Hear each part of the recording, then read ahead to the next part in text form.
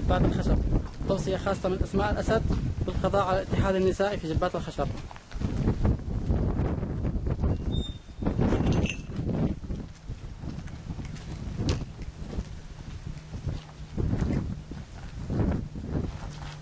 الاتحاد النسائي في جبات الخشب وما قامت به شبيحة الأسد بالرصاص والمدافع والصواريخ. هذه قذائف هاون مكان الحدث. حديقة هاون الاتحاد النسائي في جبات الخشب. وهذا المنزل مقابل الاتحاد النسائي، وقامت أسماء الأسد بتوصية ضرب الرصاص.